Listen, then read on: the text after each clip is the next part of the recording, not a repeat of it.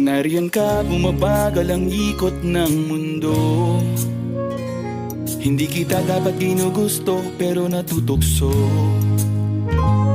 Ano man ang sabihin nila, hindi kita ipagkakaila, pagkat ikaw lang ang minamahal ko, o aking diwata.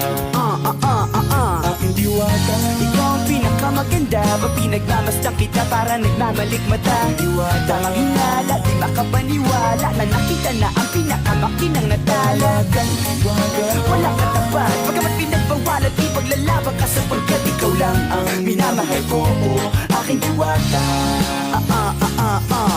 Naaalala ko pa nung una kang masilayan, nang hihinayang gustong gusto kita kausapin, makilala, subalit may kaba, kaya nahihiya lang, sinayang ang nakatakdang tadhana. Karapat dapat nga ba na magkandara pa sa isang prinsesa na may delikadesa? Kesa sa ganon, baka sakaling game ka maging reyna. Date tayo, oo, ikaw at ako, di pa rin natin ang iba't ibang parte ng mundo. Tugma pa rin kahit sabihin hindi tayo bagay, kasi tao tayo, sumaragsa at malumanay kung sa bagay. Karangalan kong alagaan at pahalagahan ng natural mong kagandahan. Aminin ko man o hindi, kapag nasa paligid ay pasimple nang umingiti sa nakakutama. Nariyan ka, bumabagal ang ikot ng mundo.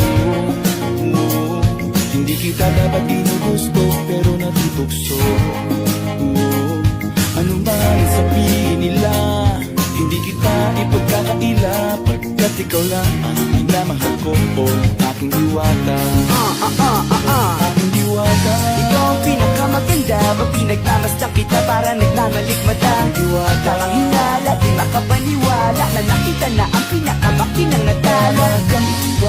Walang katapat, pagkamat pinagbawalan, di paglalaban ka sapagkat ikaw lang ang minamahal ko, o aking diwata.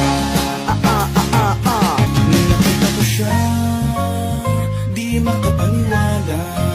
Sa tagay niyang ganda, tinamaan din ako. Teka, bakit ganito? Ba't napaparap ako? Di ba sabi ko sa'yo, huwag mo na akong isama, para ko nasilo sa kasama mong diwata. Ngayon alam ko na, ba't nasiraan ka na ko?